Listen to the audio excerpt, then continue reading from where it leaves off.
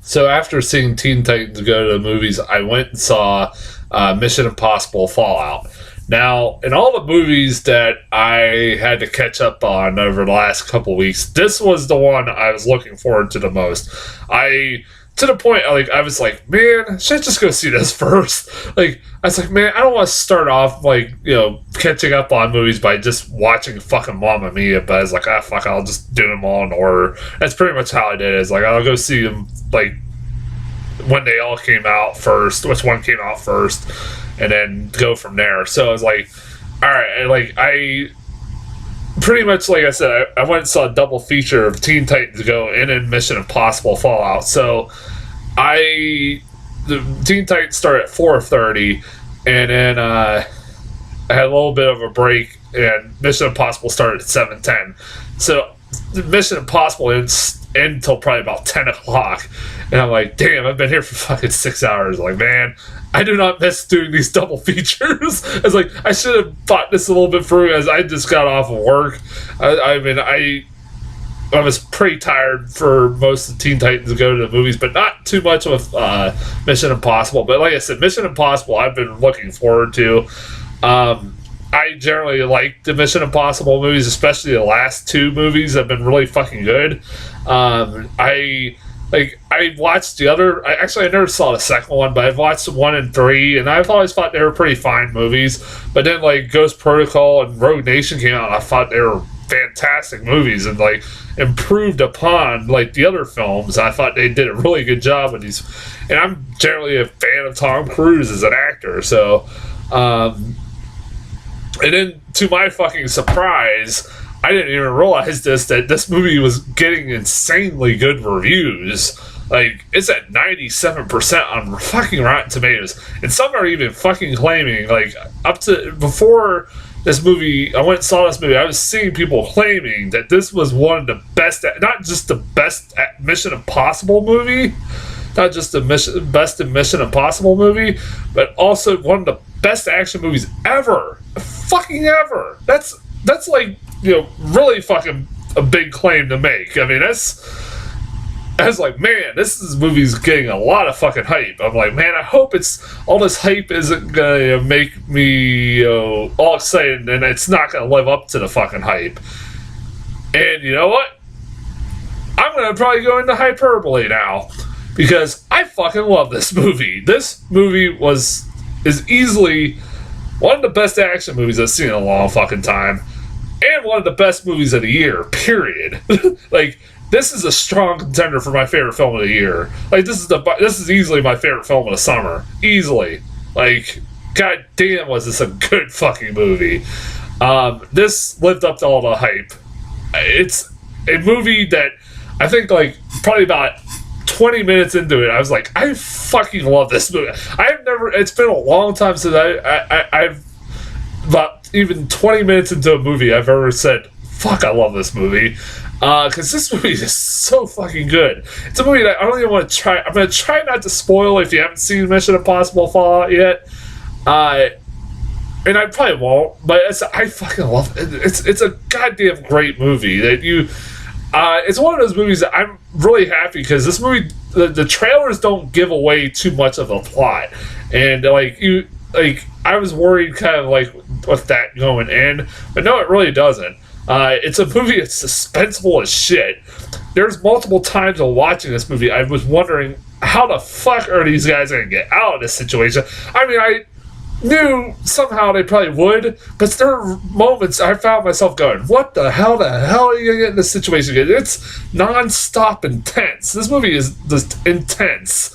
It does not stop. It does not give you a time to breathe.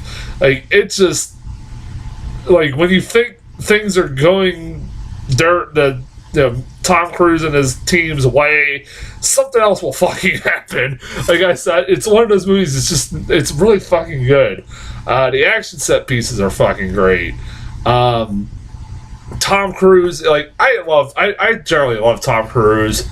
I was thinking, it's like, I know he's not exactly a guy who's easily likable anymore.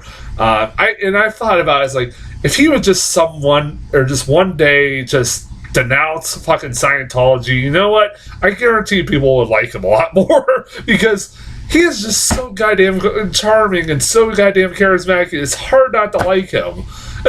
And like the fact he does his own stunts and does all this, I don't know all the stunts he did in this movie. I know he jumped out of the airplane in this movie.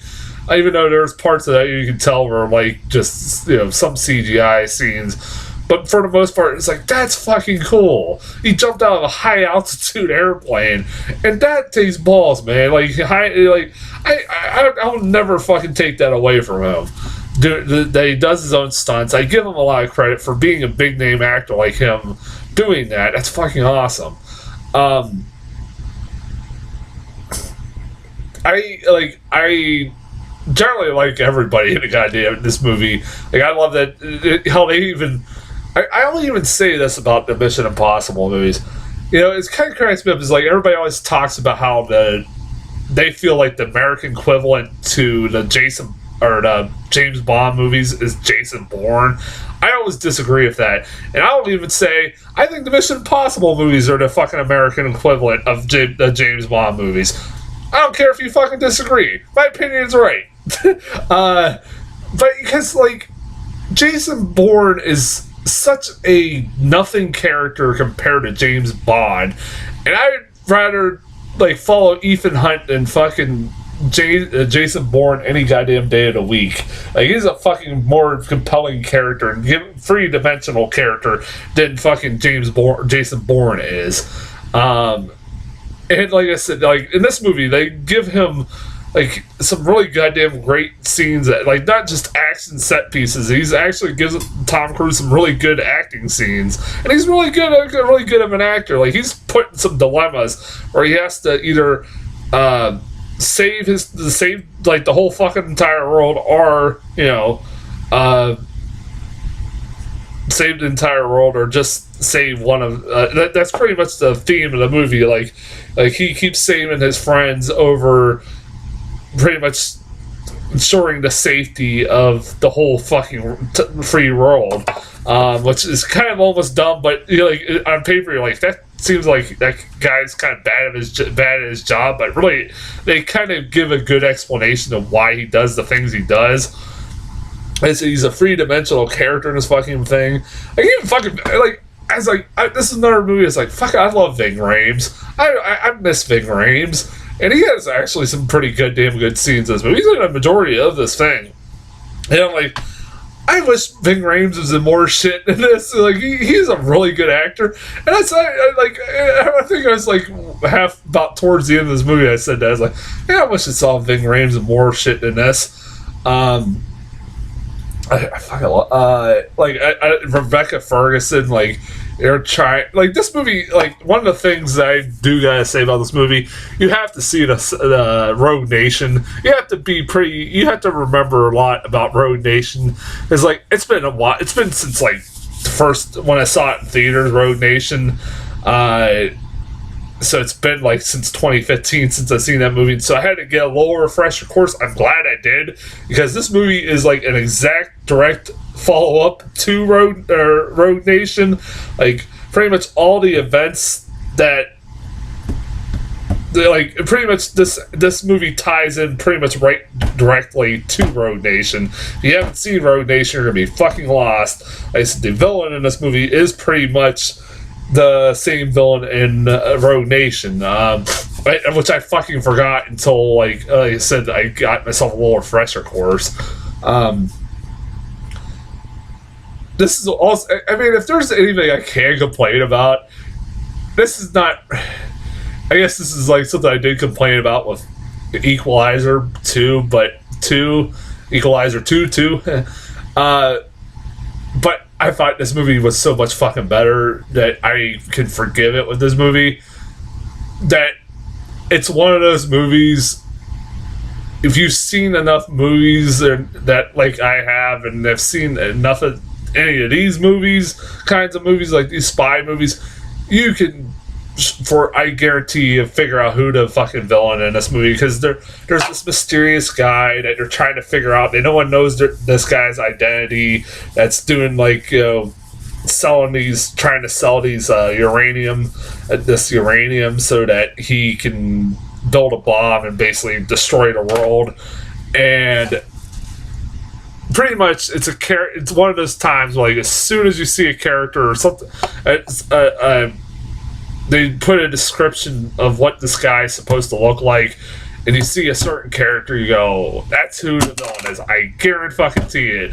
And I was hoping that this movie would surprise me with it being somebody else. It tries to make you think that, like, for a brief moment, that it might be Tom Cruise, which I knew for an instant it was not going to be fucking Tom Cruise. But he, like, when you find out, you're like, man, I wish it would kind of been a bigger surprise. Like, they would have came up with something a little bit better. It wasn't just, the person you knew from the get-go who it was. Like I say, I don't want to spoil it. It's like, you can fucking easily figure it out. Before I forget, I want to talk about Henry Cavill too. At first, when I was watching this movie, I don't know if I was the only one. When he first gets introduced in this movie, I was like, for a guy who's like a well-respected spy, he's kind of really bad at his job. I kept thinking that when he first got introduced, it's like, he's really bad at his job. And like, I was like, man, he might be a weak link in this movie, but he gets better as the movie goes along. I'll give him that.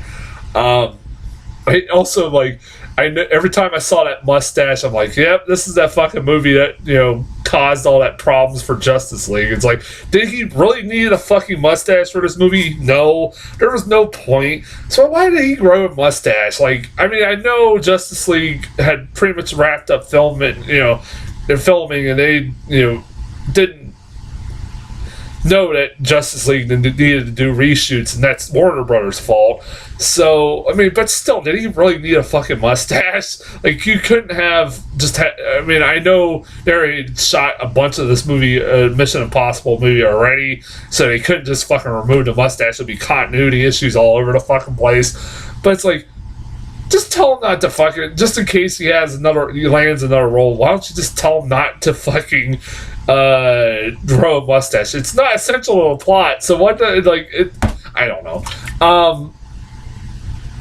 Also, I don't know if I was the only one who, if by the end of this movie, I kind of had one fucking burning question that was driving me fucking nuts, to the point I had to look up online, and I realized that it's one of those things that because towards like the middle of this movie, like, a lot of information is thrown at you, and if you're not paying attention, you'll probably miss something. And I think I just probably missed something. But there's at one point, like, they're trying to stop the bad guys from getting uranium, and like, there's a whole thing where Tom Cruise is trying to pose as a certain person to get the uranium and stop him from. But by the end of it, somehow the bad guys get the uranium, and I'm like, wait, how the fuck did they get the uranium? I was really fucking confused, to the point, like, it was kind of distracting for a few minutes while watching the finale of the movie. Like, how did they get the uranium? It's like, how? Because they already built a bomb and everything. I'm like, the hell? It's like, wait a minute, I missed something? I'm sure I did. And I looked it up online. Apparently I did. So, like, and the more I read it online, it's okay, that makes sense. I said, I can't fault the movie itself. I said, maybe I was just fucking not paying attention. This movie had me invested. I was not fucking bored. I wasn't having trouble keeping awake. I was fucking invested. I was like, my eyes were glued to the fucking screen. Like, hell, the first 20 minutes or first 10 minutes of this movie are fucking great. I don't even want to spoil it, because it's really goddamn one of the best openings to these Mission Impossible movies I've ever seen. It was really fucking clever what they did. Like, it's like a situation where you're like, oh fuck, they're really fucked here. And then how they kind of resolve this, I don't even want to spoil it. It's pretty funny, pretty good, really cool. And even with a fucking cameo, weird ass cameo in the opening of this movie, is a really weird cameo in this opening of this movie. But yeah, I really fucking recommend this movie. It's a movie, I don't want to fucking spoil too much of it. I really recommend it. It's one of the best. It is easily one of the best action movies I've seen in a while, and one of the best. I almost want to say this is the best film I've seen so far this year. but I'd have to sit and think about it more and more. But I would be surprised if this doesn't make my top 10 list come the end of the year. God damn, this was really good. This was really good. Easily the best Mission Impossible. I'm so glad I saw this movie. Yeah. Trailers. I got more than a few new ones. Overlord. This looks like a lot of fun. It's like set during World War II when I think they're about to the American soldiers land in France. Nazi take over France when it's taken over by the Nazis, and there's some weird secret experiments that are coming, or that Nazis are doing, that are causing like these super creatures, soldiers, or something like that. Like, it looks pretty cool. It looks like it'll be a bloody fun time of a movie. It's being produced by J.J. Abrams. I know they thought it was supposed to be like another Cloverfield movie, but apparently it's not. I'm fine with that. They don't need to do a fucking new Cloverfield movie. They don't need to tie this into Cloverfield. It looks like it'd be, them playing also in the soundtrack Hell's Bells by AC/DC was pretty cool. It looks cool. I was like, it looks like a lot of fun. Aquaman. I don't know if I'm not, like, I'll give a compliment. When I first saw the trailer for this movie, I thought the fucking effects in it looked really bad, and some of them really do look pretty bad. But and I really don't care at all for this fucking movie. I mean, it looks like it doesn't look very good. But also at the same time, I was like, I didn't think Wonder Woman was going to be any good, but it turned out to be good. And it's directed by James Wan, but it is also an Aquaman movie. And like the fucking jokes, like it ends with that joke, like, gotta love redheads. It's so fucking. Was that supposed to be a joke? I don't even know why that was funny. I know because the girl was redheaded, but fuck it, that's so stupid. I hate that fucking final joke in that movie or that trailer. Yeah, I don't. I'm gonna see it because James Wan's directing. I'm interested in him directing an Aquaman movie and how that'll turn out, but I don't have much hope. Godzilla King of the Monsters. Oh yeah, I'm fucking looking forward to it. I'm a huge Godzilla fan. The original Godzilla I'm talking about, of course. I didn't, like I said, I pretty much for the most part liked the remake, the recent American remake. Not the Matthew Broderick one. But yeah, I like the one that came out in 2014. I liked it enough, but like it had problems. I agree. Everything that people bitched about, I agree with, but there was enough about it I enjoyed that I kind of forgave it. This one looks like, man, I hope it's really good. You got like all the fucking monsters, Mothra, King Ghidorah, all that. This should be fucking awesome. I hope so. Vera Farmiga and Kyle Chandler's in this. Fuck yeah! Like that's a better human cast than fucking the first one. I'm looking forward to it. I'm really looking forward. I hope it's better than the first. It's one of those. I hope it's improves upon the problems of the first one. That's at least. Anyway, it's being directed by Michael Dougherty. I don't know how to say his name. The guy who made Krampus and Trick or Treat. Fuck yeah, I'm all for that. Like, I'm all for him getting a big movie like this. And then I got a new trailer for Operation Finale that Ben Kingsley playing like the Nazi commander that was responsible for the final solution, and pretty much the secret agencies trying to capture him after he escapes Nazi Germany, and is pretty much they're trying to find him, and then like who is it? God damn it, who's playing? God damn it, that's gonna drive me nuts. Who is it that's playing the agent that's interrogating him or has to try to take him back to be tried? Oscar Isaac. Why the fuck did I forget his name? And like it's like a lot of Ben Kingsley playing mind games with Oscar Isaac because Oscar Isaac's a Jew, I think, or something like that. That's like I'm all on board for that. It looks really fucking good. It's the one that's like you can tell it's supposed to be an Oscar, like a Oscar season, movie. But it looks pretty good though. Yeah, that's as far as trailers go and Mission Impossible Fallout. I still gotta see Christopher Robin and the Meg and Dog Days. I gotta see.